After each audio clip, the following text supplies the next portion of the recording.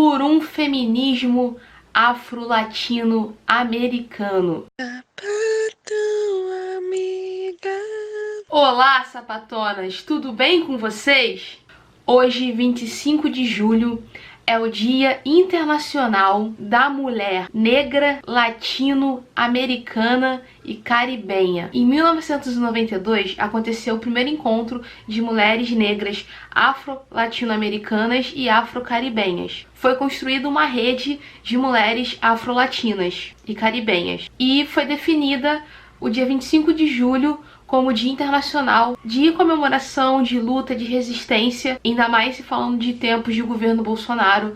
É importante que cada vez mais se construam redes de afeto, redes de apoio, redes de luta, redes de trabalho, redes de resistências entre mulheres negras, mulheres latinas, mulheres caribenhas, né? Em 2014, a presidenta Dilma Rousseff sancionou a lei de número 12.987, que colocava também como Dia Nacional de Teresa de Benguela e da Mulher Negra. E para quem não sabe, porque a história contada aqui no Brasil, ela tem uma perspectiva eurocêntrica, então sempre colocando tudo que tem de referência branca e europeia como principal, muitas pessoas não sabem quem foi Teresa de Benguela, que foi uma líder quilombola que viveu durante o século XVIII e resistiu junto com povos indígenas contra a escravidão. E quando a gente pensa num feminismo negro afro-latino-americano, eu sempre trago a imagem de Lélia Gonzalez, que foi uma intelectual negra, política, antropóloga e professora brasileira, que no seu trabalho por um feminismo latino-americano, ela traz essa questão da importância de nós nos reconhecermos enquanto mulheres negras em diáspora, mas também mulheres negras latinas, porque a nossa vivência aqui no Brasil, aqui na América do Sul, vai ser diferente de outras pessoas negras ao redor do mundo. Inclusive, no texto, Lélia fala: para nós, mulheres negras e homens negros, nossa luta pela liberdade começou muito antes desse ato de formalidade jurídica e se estende até hoje. E Lélia falou isso no contexto de 88, onde as pessoas estavam comemorando os 100 anos da libertação das pessoas escravizadas, sancionada pela princesa Isabel, né? E ela falava que esse dia era mais um motivo de reflexão e pensar no geral do que necessariamente de comemoração para a população negra. As sociedades latino-americanas foram construídas de forma racialmente estratificadas. O que seria isso?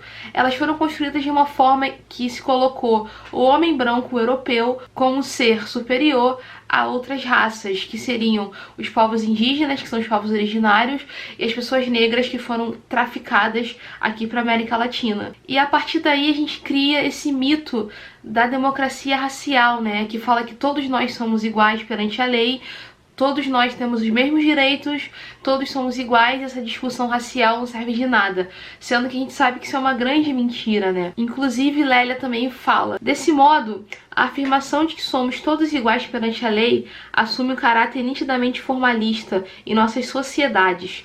O racismo latino-americano é suficientemente sofisticado para manter negros e indígenas na condição de segmentos subordinados no interior das classes mais exploradas.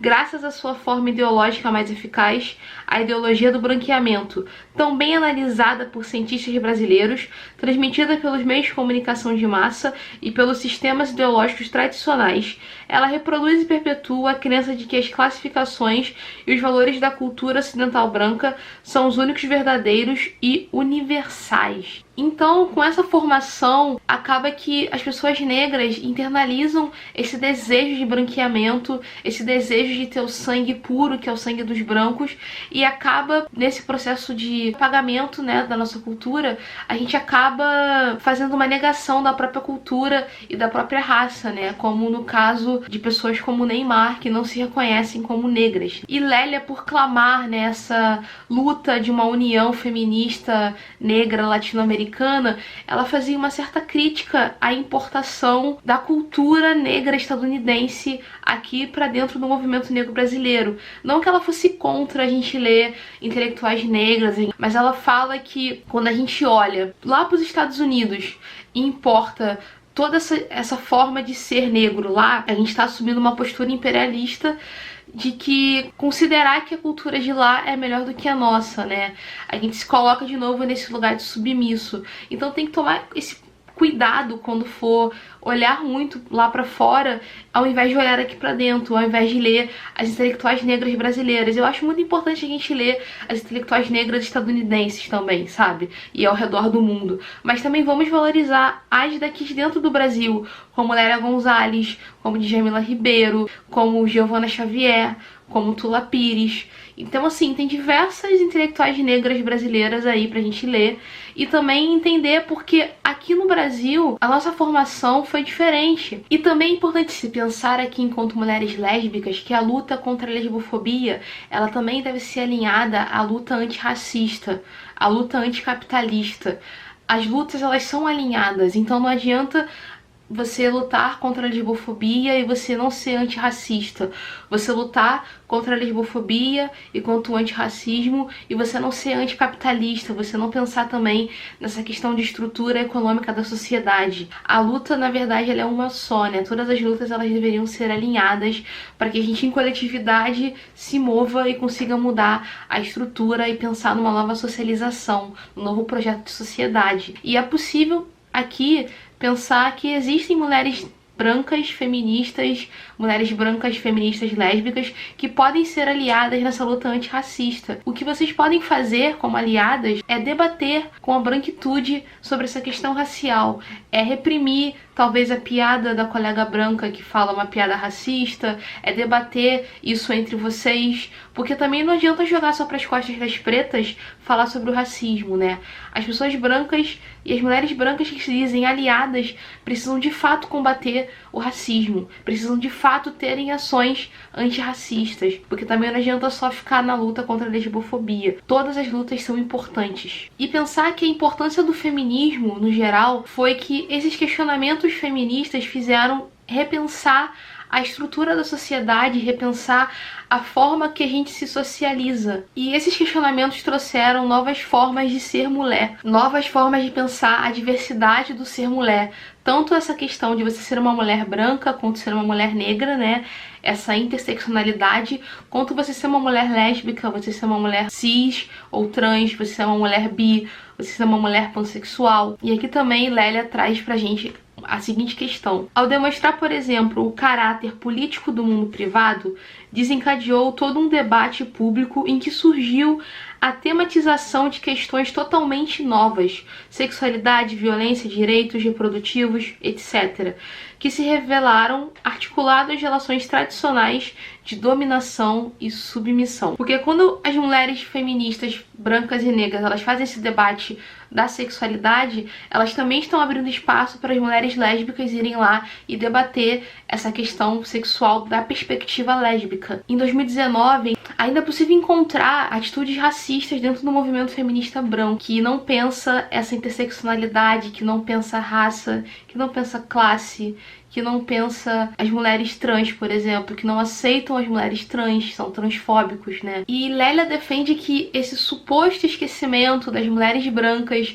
feministas sobre o debate racial, ele vem da raiz racista, porque ele vem de uma raiz de que essas mulheres brancas estão olhando apenas feministas brancas europeias, estão agregando esse valor eurocêntrico também dentro da sua visão feminista, quando, por exemplo, se utilizam termos em inglês para definir comportamentos machistas e esses termos em inglês não chegam em mulheres que não sabem inglês, por exemplo, porque saber inglês tá ligado também a uma questão de classe, né? Porque nem todo mundo pode pagar um curso de inglês. E também tem essa questão de que as mulheres negras, elas foram infantilizadas e foram silenciadas durante anos, sendo impedidas de falarem por si só, de serem donas da sua própria história, de contarem suas próprias narrativas.